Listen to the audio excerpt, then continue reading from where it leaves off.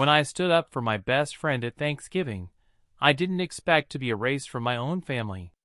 This is the story of how I lost everything trying to keep the peace, and what I found when I finally walked away. I'm Ryan, 33. I've always been the type who avoids conflict, even when it's burning the room down around me, especially with family. Growing up, my sister Victoria was the star. Not the shining, bubbly kind, more like a spotlight you had to squint under. She always knew how to control the mood with just a look or a perfectly timed passive-aggressive remark.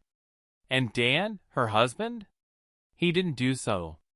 He'd mock you right to your face, and then smile like he was joking. You laugh or you look weak. You don't laugh, you're too sensitive. It was a slow suffocation being around them. But I got used to it.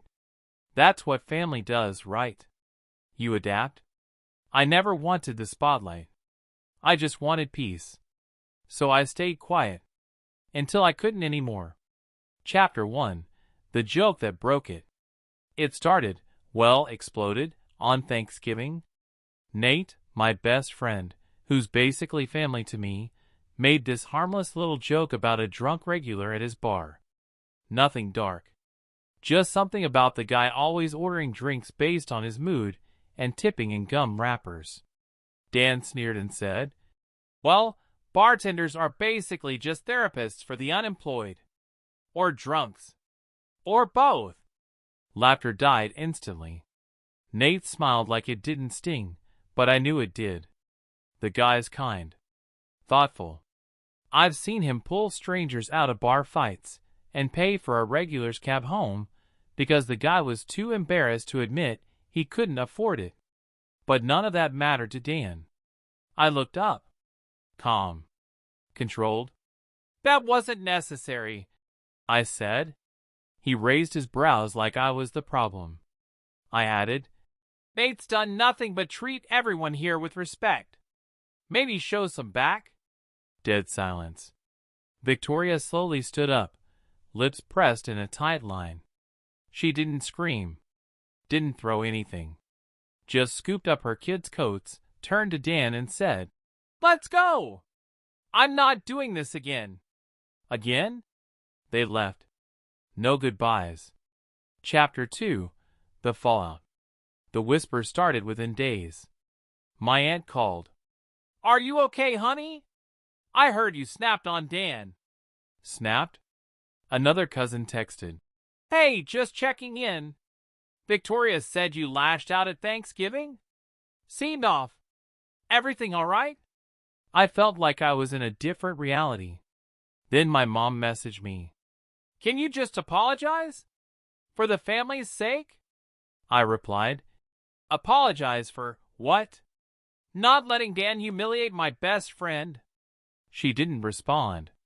Chapter 3. The Ultimatum. 1 week before Christmas, Victoria sent a message. "If you're going to behave like a child, maybe don't show up." I didn't reply. I showed up anyway. I smiled. Made conversation. Kept my distance. Dan cracked a joke during dinner about people who can't take jokes without storming off. I stood, placed my napkin down, and said, "Thanks for the evening." I looked at my parents. "Good night." And I left. That was all. Next morning, my mom called. "You created tension again." I left. That's all I did. But you made it uncomfortable. Uncomfortable for who? Chapter 4. You Don't Fit Anymore. By Easter, I got a call from my dad. "Son, maybe just sit this one out. You don't really mesh with Victoria's family anymore." Not, "Let's figure this out." Just don't come. I felt like someone had pulled the floor out from under me. A few days later, we met for coffee. My mom couldn't meet my eye. My dad sat across from me like he was negotiating a ceasefire. "It's not about sides," he said. "It's just easier if you aren't there." My mom chimed in. "Victoria says it's too stressful for the kids." I blinked. "I built Legos with those kids. babysat them when she forgot daycare. They cried when I missed their birthdays. What stress! But it didn't matter. Victoria had made a threat. If he's there, we're not. And my parents folded like lawn chairs. Chapter 5. The Turning Point. Nate and I hosted our own Friendsgiving. No drama. No backhanded compliments. Just food, music, and people who wanted to be there. It felt right. Then I got a call from my cousin Jenna. Ryan, did you really yell at the whole table at Christmas? I laughed. No. I literally just stood up and left. She's telling people you made the kids cry. I felt something snap inside me. That night, I started documenting. Not to fight, just to remember. To not lose myself in their narrative. Chapter 6. Exposed. A few months later, I finally said enough. I opened the extended family group chat. I wrote a long message. No rants. No name-calling. Just facts. The joke Dan made about Nate. My one-sentence response. Victoria storming out. Her lies about what happened. The screenshots people sent me afterward. The wedding toast drama. The barbecue gossip. I ended with one line. This isn't about causing division. It's about not letting someone else define me in my absence. Silence. Then replies. I knew there was more. Thank you for saying something.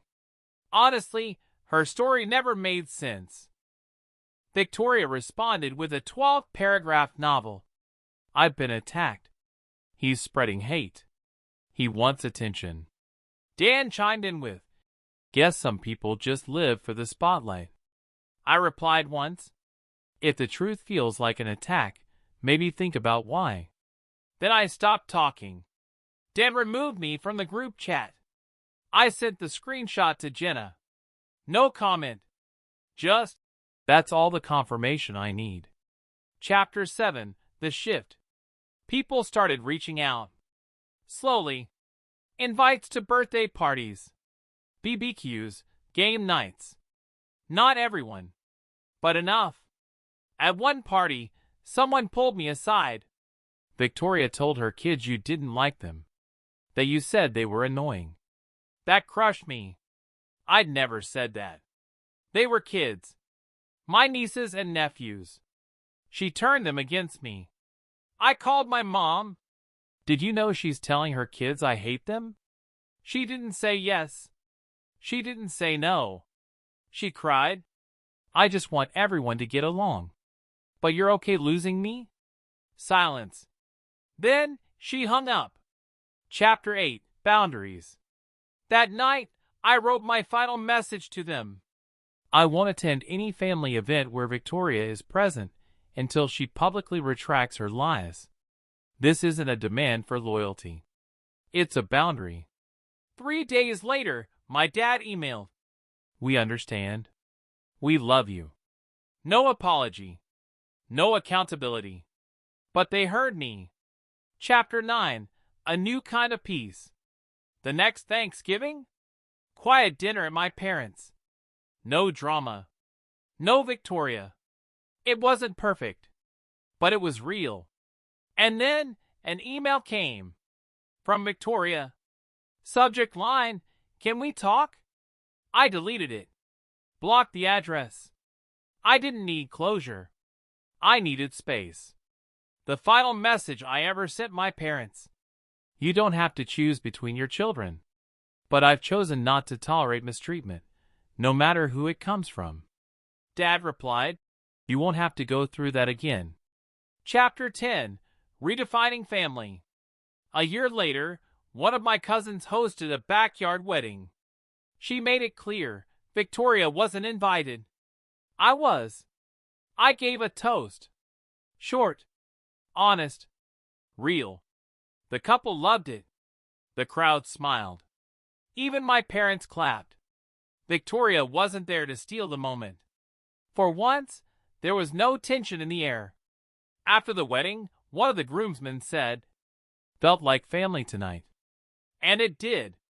Not because we shared DNA, but because no one had to pretend. That night, I went home, kicked off my shoes, and realized, for the first time in years, I wasn't grieving what I lost. I was grateful for what I had finally created.